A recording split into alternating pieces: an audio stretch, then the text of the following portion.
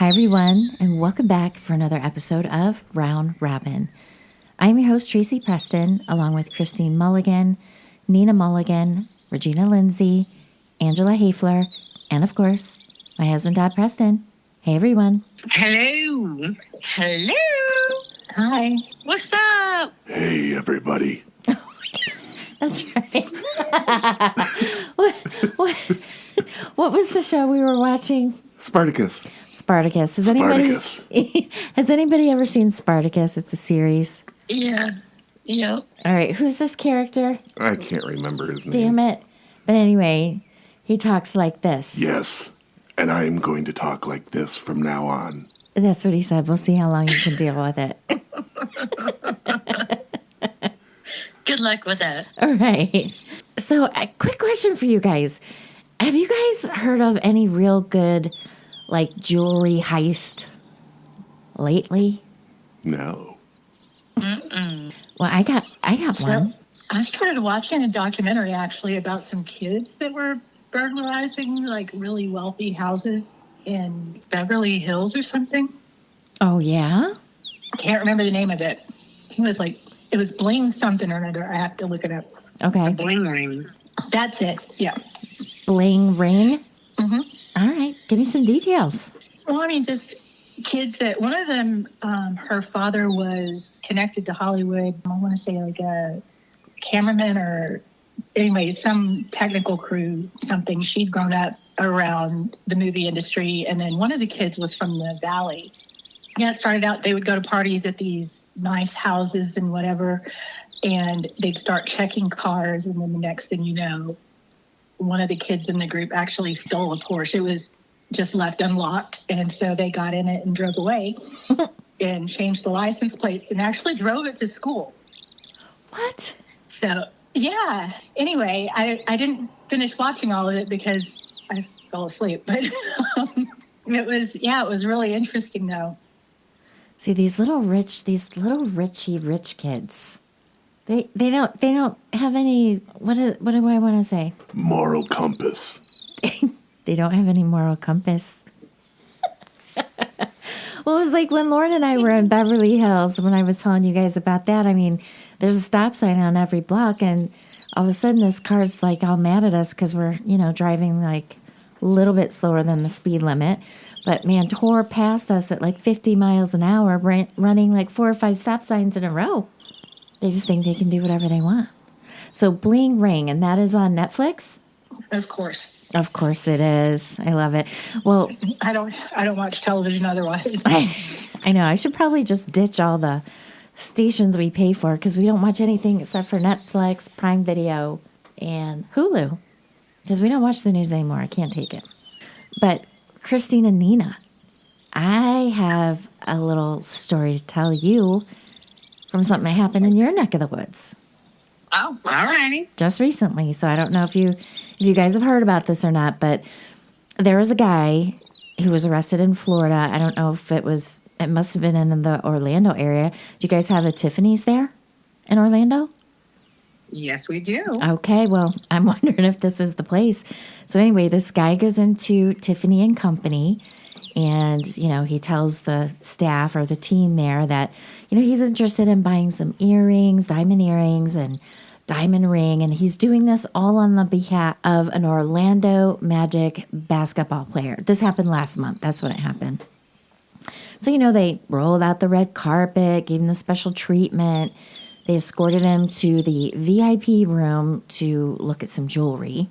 So they had all these diamonds sitting out and whatnot while he's spraying out of his chair, grabbed the jewelry, forced his way out of the store, and took off, right? So the security camera, tagged this guy's license plate and all that. So they finally did catch him, pulled him over, something to do with some rear view or some rear lights that weren't working. He was 340 miles away. So they threw him in the backseat of the police cruiser. And while he was back there, he said, I should have thrown them out the window instead of swallowing them. Oh. I've been to the Tiffany store, of course. Of course, I love it. you know. And it's kind of large and a little bit compartmentalized. And there's armed security guards at the door on both. They flank the door at all times. Well, I wonder if it's just for show because this cat got right past everybody. Yeah, I guess so. Or maybe they were slacking. I don't know. Yeah. Maybe they were on lunch. And it's in a mall, so he would have had to run far away. Right. He had to been booking it because it's buried in the mall, so there's no direct access to the street. You know what I mean? Well, could there be a back door though for employees only? No, You think that they traipse their inventory through the mall? no, they have back corridors for So he was deliveries. in the VIP room though. Yeah, He but the wasn't in VIP room is in the middle, behind that little cashier area. That's where you go to get everything cleaned and stuff. Mhm. Then there's 2 doors on either side of that, and that's where the VIP room is. It's even more secluded. Oh. Okay, well there goes my There goes that. Yeah, I don't know how he did it, but you know, he actually had the nads to ask the cops if he was actually going to be charged for what was in his stomach. So now I don't know if he ended up throwing up or whatever. I don't know, but they were able to recover some jewelry right away. But the rest of it, they had to wait for, because they had to transfer him to the hospital, so they had to wait for him to poop him out. Back to poop. But they did. We are back to poop. back to poop. But they did recover all in all, and the numbers or whatever, because I guess all of this is identified with numbers.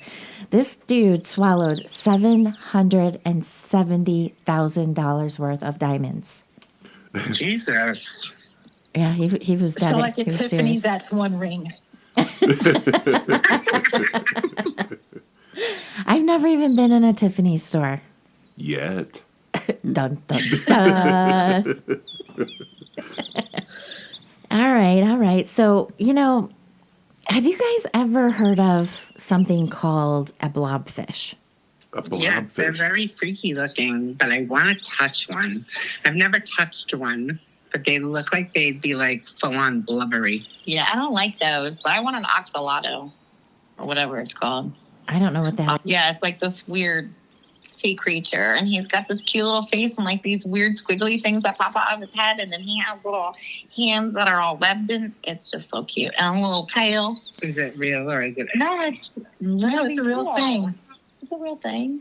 Because the blobfish looks like AI too. Yeah. If I wouldn't have seen the blobfish however many eons ago, Mm-hmm. and I looked at one now, I would think that's AI because it looks too weird to be real. It looks like Probably don't know. a fat human face. It looks like an old man. Yeah. Yeah. Yeah. And he's real shiny. He's got little eyes and a big nose. And then, And half melted. yeah. Well, it's described as the world's ugliest animal, but it has been voted as Fish of the Year in New Zealand. It must be from New Zealand. And this baby is the official mascot of the Ugly Animal Preservation Society. Are they edible? I don't know. I don't even think I'd risk it. I mean, I've had shortbread before, and I had it in a really, really, really nice restaurant, or else I would have never tried it. And it was very rich, and it's an organ, right? So, but this fish, no, hell no. Sweetbreads are lymph nodes. Right. Well, I thought it was. Yeah. Oh, okay. So it is a lymph node. Okay. Mm-hmm. I don't know why I was thinking it was. But, I mean, it is. I mean, technically, the lymph nodes are organs, aren't they? But still, ew. I know, but it was good. I'm gonna take your word for that one. I'm up to try anything. I will try it. And again, I would not have tried it if I wasn't in this really, really, really, really Oh, good. no, I understand. I ate haggis in Scotland, so I'm giving you shit. But good thing. How is haggis? Well, for anyone that's ever been to the South or had boudin, it's kind of like boudin, only not spicy and without the rice. It's sort of Is it got the spongy? texture, though, of like kind of dense, almost like sausage. But it's got millet in it, too, to help it, I guess, bind it. So it doesn't taste bad. I mean, it kind of tastes like dirty rice without the rice. It's You just got to pretend it's dirty rice.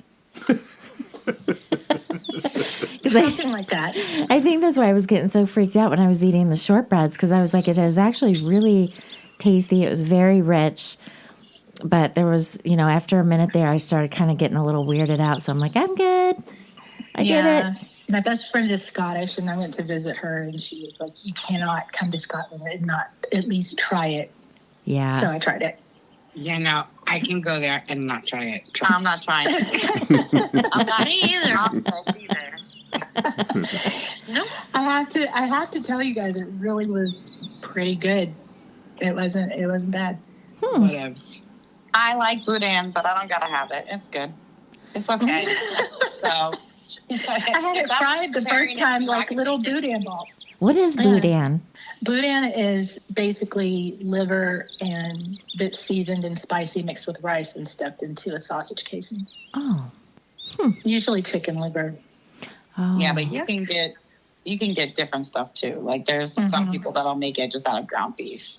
It's like a Cajun sausage that you just cut open and eat right out of casing. Oh.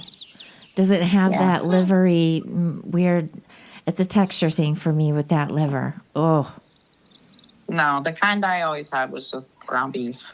Okay. It was a ground beef mixture with the rice and stuff like that. I don't think I've ever had ground beef boudin. Yeah, I mean, if it was liver, it didn't taste like it. Yeah, no, it doesn't taste like liver at all. Oh, then I would try it. I'm not a fan of liver. I don't like liver, but I'll eat a tiny bit of it, like in pate or in dirty rice or something like that. Interesting. Small doses. Yeah, like microscopic, teeny tiny. I don't eat any organs of any kind of any animal ever. Never. It's never going to happen. So I used to think the same thing. It's like, I know what its function is in the body. Okay. Not doing it. So totally understand where you're coming from. Don't eat kidneys or tripe or any of that kind of stuff. Nope, and nope. Yeah, No nope. tongue. Not eating tongue. I tried that once, not knowing what it was. Not a fan. So, Nina, this tongue, I'm assuming it's cow tongue, or is it something else? I have no idea. I just saw it in a package at the grocery store, and I'm like, well, thanks. Yeah, it's beef. I guess It's cow tongue. It looks big enough. Okay, so you made it then. No. Oh. I'm saying no. I'm never eating. That's the thing I will not eat. Not eating tongue. Oh, I thought you said you ate tongue before. No. It's the food that Chicken tastes balls. you I'm not back. doing that either. It's the what? I said it's the food that tastes you back. Oh, gross. I've actually seen tongue at the grocery store before as well, and I'm like, who? And chicken feet. Who? Can I ask you guys, how much meat is on a chicken foot? Like, there really can't be much. I don't know. I left that right next to the tongue.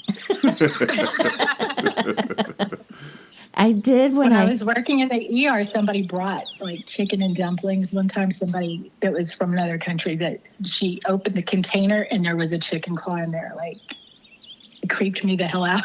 I had to get up and leave the break room. It scared me. Yeah, I witnessed that myself. Where I worked in South Florida, we had a bunch of Haitian women that worked in the hospital, right? And I've learned a lot from the Haitian women, but this one particular lady, I didn't know who she was, but I walked in to clock in the break room, and there was like a little table, and she was eating, and I just happened to glance over, and she had this big Tupperware thing full of chicken feet sticking right out, and I'm like, oh, okay.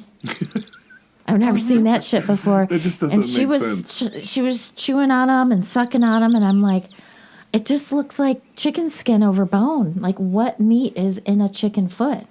But no, she was going for it. There's so much of a chicken that you There's so much more to eat. Why pick the feet? I don't know. Maybe they're flavorful, but you'll never catch me sticking a chicken foot in my mouth. I hope I'm not offending anybody, but honestly, that is just gross. Well, I just think, some cultures, especially, they don't waste any part of an animal when they cook it. And so there you go with the, barbacoa, chicken feet, lingua, the tongue. And my grandmother, and this is such a very, very, I guess, very Southern, old thing. My grandmother used to scramble calf brains and eggs for my grandfather. I legit just sat straight up. I cannot figure out why the eggs were gray, but I didn't eat them. I just couldn't figure out why they were gray. Whose brains were these? Chicken brains? Calf brains. Cow brains. Cow brain. Oh, dear. That's food for thought. That is. That was before Mad Cow. Before it became a thing. Yeah. My grandfather was also a fan of steak and kidney pie. Consequently, or coincidentally, he was Scottish also. So there you go. Wow. Now, Todd and I were just in our local, we have a new butcher shop meat market. And so it's been open for a few months. And so we're like, let's get in there. I want to see what's in there. And they had some cool stuff. But one of the things they had in, the standing freezers, it looks like a big, like at the grocery store, it was a cow's heart. It was huge. Whole. It's bigger. It's probably as big as a basketball. Yeah. Have you guys ever seen a cow's heart before? I've seen one, but not in a butcher shop. Yeah. All packaged up real nice, ready for someone to buy it. I'm like, oh, all right. Do they have kidney? I didn't see any kidneys. I didn't. And I certainly didn't see any brains. Butcher teased my mother. You know how you cook a kidney? You throw it in a pan and cook the piss out of it.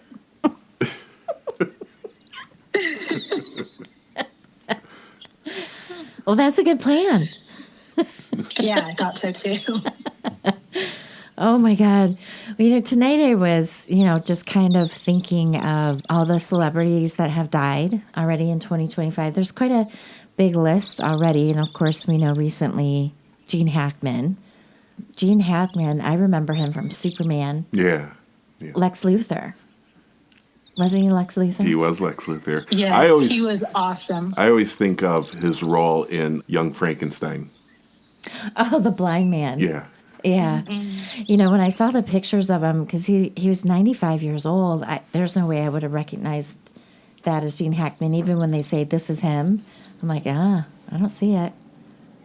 So sad, right? So then I started just looking up a few. George Foreman just died. Yep. Yeah. Roberta Flack, of course. And then I got to a man named Simon Fisher Becker. And he was an actor who played, and I'm not being rude, the character was called Fat Friar. He was in Harry Potter and the Sorcerer's Stone. He also played Dorian Moldavar in Doctor Who. He was just 63. But then that got me thinking, hold up. Harry Potter, they've had a ton of actors die. Mm-hmm. A ton. There's 25. Altogether that have passed away? Altogether, 25. Maggie Smith, she's my favorite.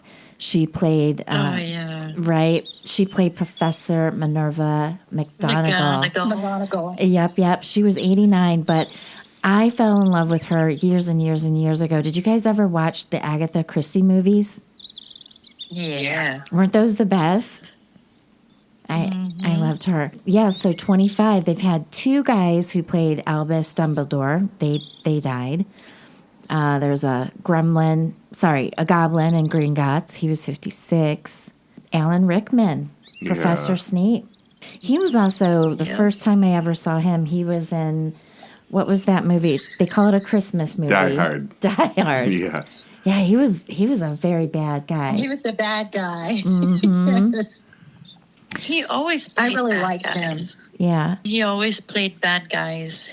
He was also in Quigley Down Under, and he played a bad guy in that, too. I don't think I've It's ever an heard old of movie. it. Okay. What? Never heard of it. Galaxy Quest. He He was in that. And he wasn't really a bad guy. He was just an asshole. I was going to say he was in Love Actually, and he wasn't a bad guy. He was just an asshole. Okay, so that's his role. But yeah, 25. I couldn't believe it. I knew there was a lot because we had watched I loved the Harry Potter movies. I read the books to Lauren when she was just little until they started getting really dark. I'm like, okay, we're done. You know, she's in elementary school. Oh my gosh, he was in Robin Hood Men in Tights too. He played the sheriff of Rottingham. Yeah. He was in the original one with Kevin Costner. Yes. Yeah. I thought he was in the other one too, though. Maybe I'm wrong. I don't think so, but I know for a fact he was Sheriff Nottingham in the Kevin Costner version of Robin Hood. I just remember the cutting your heart out with a rusty spoon thing. Yep. Was that Yep. Kevin Costner? That was in. Yep, it sure was. I know that movie by heart. It's like, why a rusty spoon? Because it's dull, you idiot. It'll hurt more. It'll hurt more. Yep, that's great. And we're gonna have to watch that. Right now, we're stuck in the Spartacus series. Yeah. Well, I never saw it when it came out. I was enthralled watching other shows, so I couldn't watch more than one show at a time. And so now we're catching up. And we just finished season 1. Yeah. Yep. Blood and Sand. It gets good. Yep. It gets really good. And you know what's crazy? So, Angela, you've seen it. The guy who plays Spartacus in the first season. Yep. He's like this big, strong, like he looks, he's wicked fit. He's got all these muscles. He died. Mm-hmm. Was it cancer that he had? Like what in the heck killed this guy? I think so. And that's why they had to bring a different guy in because he ended up passing away. Yeah. Like in the middle of the series. Yeah. I was like, oh my gosh. Yeah. Crazy. Yeah. Sad. Horrible. And I remember when I started watching the second season, I'm like, I don't know if I like this guy. The guy who replaced him. But then I'm like, yeah, he's good. I liked him. He kind of grows on you. Yeah. It's hard when you start off with one person and that's how it all starts off. And then now it's, but what a tragic story. Yeah. Bum, bum, bum, death. Non-Hodgkin's lymphoma is what he died from. Oh, okay. Yes. Wow. You never know. I mean, that must have came up pretty damn quick. That doesn't seem right. That doesn't just come on quick, does it? Well, I don't know, because a friend of mine who works in ICU was telling me a story this week, actually. We went to dinner at her house, and she was saying that on St. Patrick's Day, she had a patient that had been, I want to say, she'd been on vacation anyway with her new husband. She was in her 30s and just felt really tired, and they didn't know what was going on with her. She comes back home. They get her home. She's short of breath, called the ambulance, who, by the way, told her she was having a panic attack and needed to calm down. And the husband finally takes her to the hospital. And when she got to the hospital, she was in multi-system organ failure. And when they started doing testing, that's what they found, lymphoma. Really? And the only symptom that she'd had was that she felt run down. Oh, dear God, that's frightening. I know. Something to be tested for, I guess. I mean, yeah, she was like on CRT, all kinds of stuff. She just, liver was failing, kidneys were failing, everything. Oh my gosh. Well, and what person isn't panicking when they can't freaking breathe? You know what I'm saying? That's nuts. Someone telling her to calm down. I can't breathe, dickhead. Yeah, I know.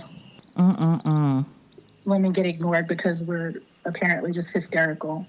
Right. Crazy. I have a big old gash on the top of my head. Yes, you do. Damn Amazon. How did you get that? We had a bunch of Amazon packages delivered, and they just lined them up on the porch, and I was bringing them in one at a time, and then I got to the last box, and it was directly underneath our porch light, so I bent over to pick up the box, stood up, and I can't believe I didn't knock that light right off the house. I hit so hard. He's always hitting the top of his head. Yeah, so I gotta I got a decent gash and decent sized goose egg Yeah. and a massive headache. And a massive Ouch, that HA. doesn't sound fun. No. That's terrible. I know he's either Tell hitting the it. truth. It was Tracy, wasn't it? Bonk. Tracy's never in danger of her hitting her head on anything. No. I walk right No, under I just figured everything. I just figured that she clocked you on the head with something. I can't reach it up that high. Are you kidding me?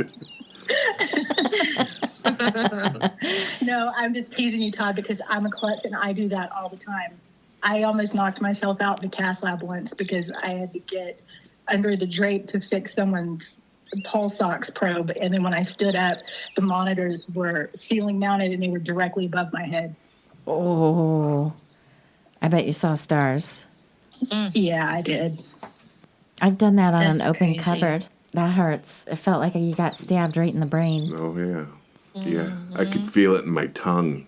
That's how bad it hurt. Did you really? Yeah. Oh. And I was like, okay. All right. It's starting to drip now. That's warm coming down my forehead. Poor Todd. Yeah. So, Angela, when are you guys taking off for your honeymoon? We are taking off on the 10th. So in like 2 weeks-ish. Oh, that'll Yeah. be I'm nice. super excited.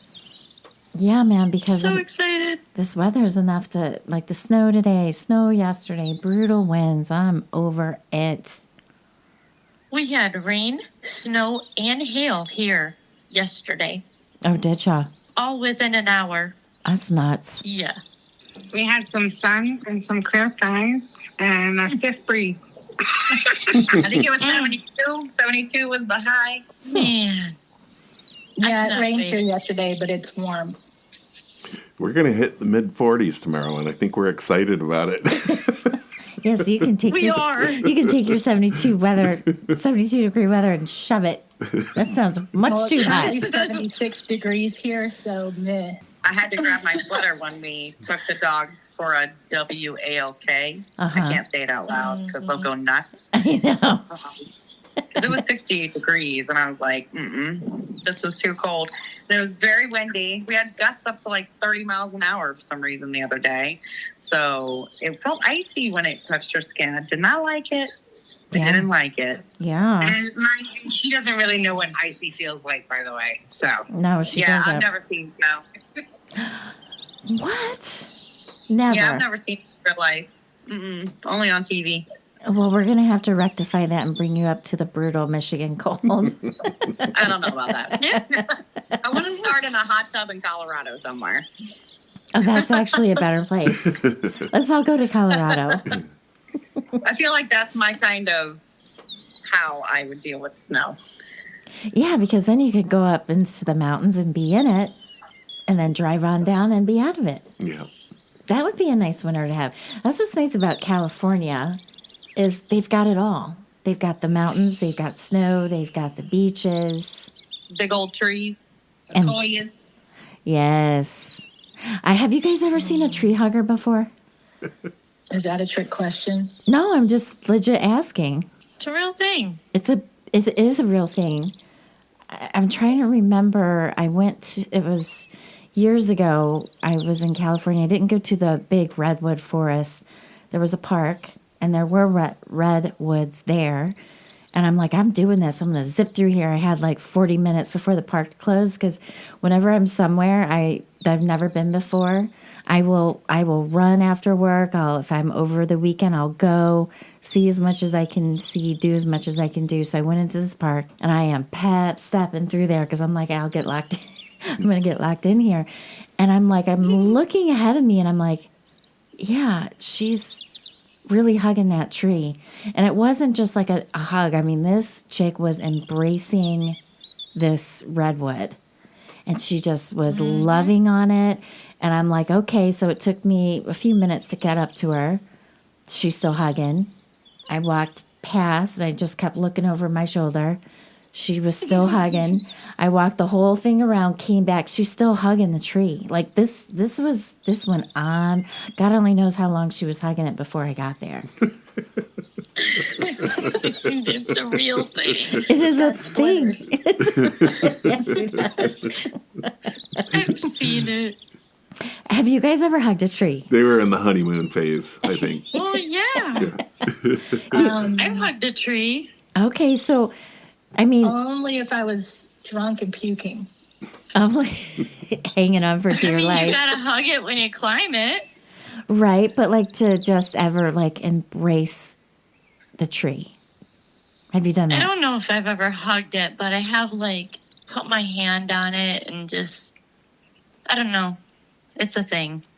It feels nice. It's almost like grounding, like putting your feet into soil. Mm-hmm. It's almost like a feeling like that. And It's just nice. I'm gonna have to try it. I will try it, but it has I'm to be an old sitting here- tree. I'm sitting here thinking, I agree with Regina. I probably hugged a tree or two, but that was back in the day when I drank too much. But I'm sitting here thinking, like, would I hug a tree? Like, I'd hug a tree, like, for a second and be like, oh, it's so pretty. Oh, I'd probably, embrace it maybe.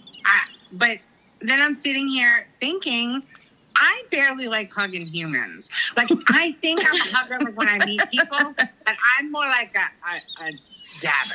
Like, I like to put my arms around you, squeeze real quick, tap, tap, and let go of me. I really cannot stand when people hold on to me, like, for, like, a 30-second count. I'm like, what in the hell? Get off me. It's entrapment. I don't like it. Yeah. So that's Christine's the ass out hugger. I'm a what? Ass out hugger? Yeah, where you like you just kind of bend at the waist. You bend forward so that you're not making any kind of full body contact. It's an arm thing. Yeah, Pat and them on the it's back. usually And, to the side because I don't want to smash my boobies on them either. It's the side ass hug. Yeah, I don't know what that says about me because I really I'd like to be like, I am kind of touchy-feely, like I like, touching people like on their arm when I'm talking to them. Like, I'm one of those weirdos. You know what I mean? Or like if I'm sitting next to somebody, I'll touch them on the knee when something's funny. You know what I mean? I probably am a little bit too touchy-feely for some people, but now you got my head spinning because I really don't care for the hugs. The long hugs. They're not my thing. There's too much touchy-feely. I'm a hugger. it depends I on don't know who what it that is. says about me. No, I mean, I'm a hugger, but I kind of get where you're coming from, Christine, because I'm not like a hug and hold on person usually, except with like Lori or my kids or, my grandchildren or something like that. Most of the time I'm kind of like you, in quick hug and then I'm good. Yeah, but then when it's with your family or your kids or whatever, then that's really snuggling. That's not hugging. Like when you're sitting on the couch watching a movie with the kids or whatever, and they used to like get up under your arm and you kind of hug them and snuzzle them and then you hold on to them for the rest of the movie. That's not long hugging. I mean, like when you have an acquaintance that you go and you see and you meet them for dinner and you go in for the side hug and then they like get right in front of you and wrap themselves around you and like then have time to tell me like 4 or 5 sentences in my ear. It's too much. Let go. I do the bro hug where you just do the quick hug and the tap tap on the back. We're done. Yeah. Get in, get out. Too. Yep. Yeah, you got to get in and get out. The long hugs, and- I don't know, like really, really close friends, like if I haven't seen them or if they're going through a hard time, then that's appropriate. Mm-hmm. But 30 seconds, that seems really long. And when someone's crying or if they're upset, I'll hold on to them because that's a therapy kind of thing. You know what I mean? Because it has been proven that it increases endorphins and all that longer than however many seconds. I don't know. I can't quote any studies right now. But I do know that there's several studies out there and human contact, aka hugging, is beneficial, especially when somebody is feeling down and out or whatever. But just to say hi, or even if you haven't seen somebody in a while, like that long hug where you're whispering in my ear kind of thing. Yeah, no, it's not my thing. I do not like it. It's a little creepy. Yeah. I agree. Yeah, it's too much. It's weird though, is like a lot of my friends are either from Central America or Europe or whatever.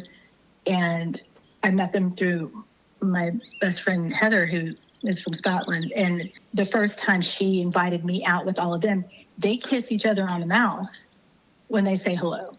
And so, that was kind of unusual to me, but it doesn't matter who. They don't hug, they kiss. That's interesting. What do you guys think about cryonics or cryogenics? Do you think that's possible? What, like freezing your brain after you die and reanimating you, or freezing your body after you die and reanimating you later? Yeah, like I actually came across the story of a man who his entire body was frozen 30 years ago. But I think it was like kind of like a makeshift kind of a thing. So he's an older gentleman when he had passed, and they built like a makeshift freezer for this guy. They call him Grandpa Berto. He has spent the past 3 decades frozen in a makeshift cryonics setup inside a tough shed in Nederland, Colorado. Apparently, his grandson, he's been taking care of this frozen man, Grandpa Berto, because he's hoping that he can come back to life. This guy's body has been stored without liquid nitrogen or any other type of, advanced type technology. In this makeshift arrangement, he's had his body in a shed behind his home, packed in dry ice. All I can think about is freezer burn. Yeah. I was thinking the same thing the whole time you were talking. That's not going to work. I don't think cryogenics works at all because, you died anyway. So even if we were somewhere down the line able to bring you back to life, recirculate your blood, warm you up quick enough, all of that jazz, the way people die from hypothermia and we can't get them back, same. But whatever, let's just ignore all that and let's just make believe that that's even possible. You're still going to come back alive as an old man and you're going to have all the problems that you had before you died the first time. How dumb is this? But you're assuming that his consciousness is still residing inside of his already dead body. Yeah. His body is dead. His consciousness has left the building. And if he wasn't a nice guy, he got karmic reincarnation as the blobfish. That's why the blobfish exists. Okay. Grandpa Berto is the Thanks for clearing blobfish. that up for us. Well, here's the funny thing about it. So you're not allowed to just store any part or a whole person. You're not allowed to do that on your private property. Yeah, right? Right, it's mistreatment of a corpse. Yeah, so like this grandson had to go back to Norway because that's where Grandpa Berto is from, and he's trying to, protect his grandfather's body and wants to keep it frozen. And this whole thing, this guy became like a central figure in this town in their tourism scene, and they created an annual frozen Dead Guy Days festival because of him. Well, the owner of the Stanley Hotel, which Christine, you and I have been to in Estes Park, so they kind of hopped on the boat here. The Estes Hotel is what inspired Stephen King to write The Shining, my favorite all-time movie. And they thought it would be fitting to have this frozen dead guy at the Estes Park. Well, for a little exhibit, huh? Mm-hmm. Yep. So he was moved there. It says the move was overseen by James Arrowwood, president and CEO of Alcor, a non-private cryogenics lab in Scottsdale, Arizona. And I guess they handled getting the body over to Estes Park. And the people that were involved in moving this guy were the Navy SEALs. They took the body and moved it at 4 a.m. And Grandpa Berto moved in a storage box in a van. And he's in the mountains at Estes Park. It gets really hot in Arizona. I'm just saying. Well, he's not in Arizona. He's in Colorado. This is the guy who helped arrange getting Gotcha. frozen Grandpa Berto over into Estes Park. And I always wanted to go to the Stanley Hotel, and now I really want to go to the Stanley Hotel. Yeah. Well, it's not, it was very shattering for me because it's nowhere near, absolutely zero near anything like what's in the movie in The Shining. There's not a single thing that resembles the hotel in The Shining. I was just I was brokenhearted. They do have like a small mini maze, the hedge maze, like it's mini. Yeah. But I was like, really? It was a big fat downer. What about the cool carpet? Well, no, I wanted to go and stay because according to the story, and I read about this, I'm a huge Stephen King fan too, so I read about this because I read the book when I was a kid. And apparently he and his wife stayed there and experienced some paranormal activity. That's why I want to stay there. There's actually quite a bit of paranormal activity in this hotel. I did watch, I'm trying to remember, it was some YouTubers that they were so freaked out that they left. They didn't stay. They hauled ass in the middle of the night. They're like, nope, we're not staying here.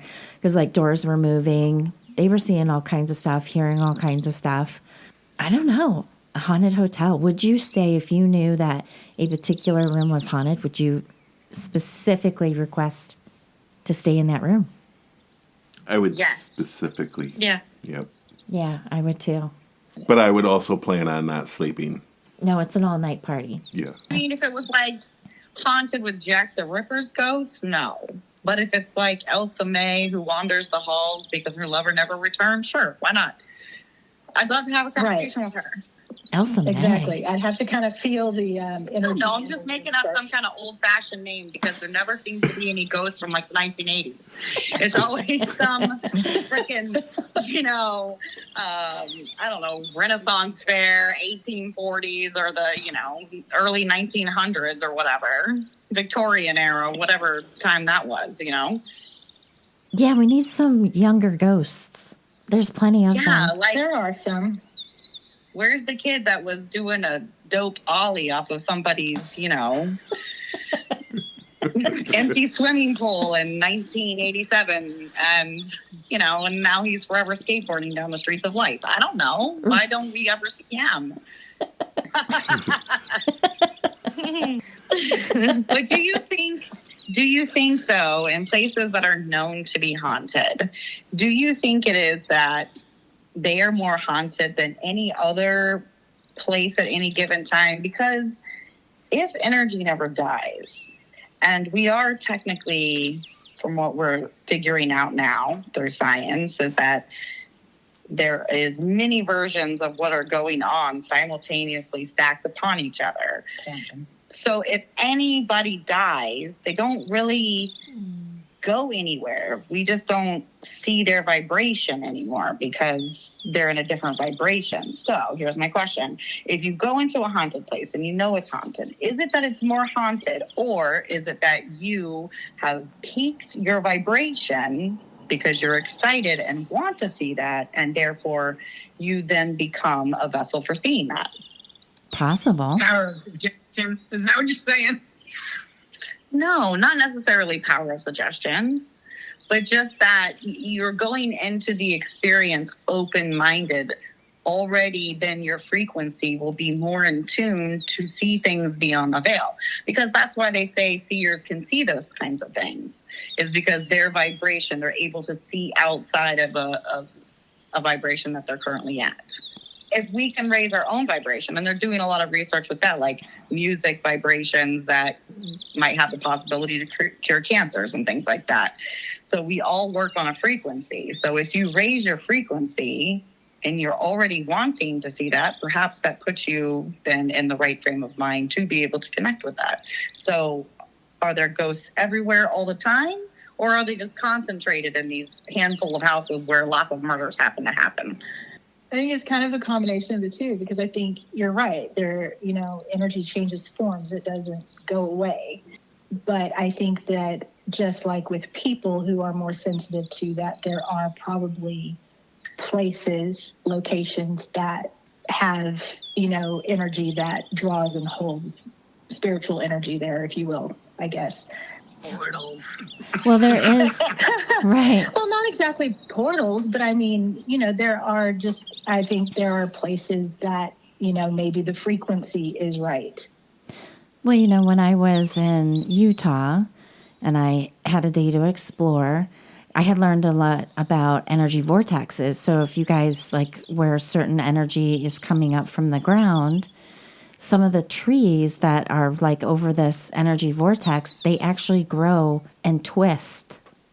The energy makes the trees twist. I did find one, and maybe that's what it could be too, like what is happening underground that is giving off this extra energy. Maybe that's why, because I do think that there are spirits around us all the time. We don't hear them, we don't feel them, we don't see them, but I do believe they're everywhere, in and out whenever they want. I mean, I don't know. I'm not a ghost. I don't know how it works, but there's got to be something that pulls them in, something that is attractive, meaning energy.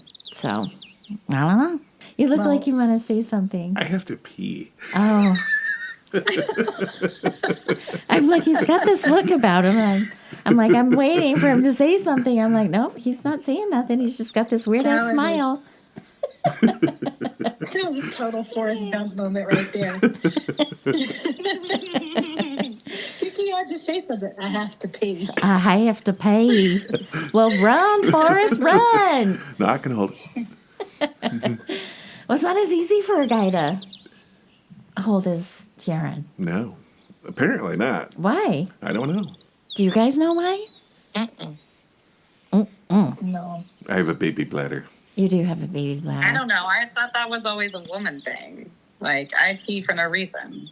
I cough, I pee. I laugh, I pee. I move wrong, I pee. I don't make it quite in time enough to pee, so. Yeah, it's the beauty of growing older. Having had children. Yeah. Having children. Yeah. All right. Well, I guess we better end it because Todd's looking very, very, very uncomfortable.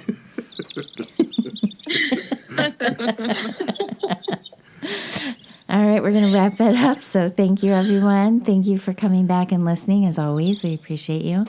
And we will see you back on Friday for F-Bomb. So have a great week, everyone. Bye. Bye. Bye. Bye. Later. Adios. Adios.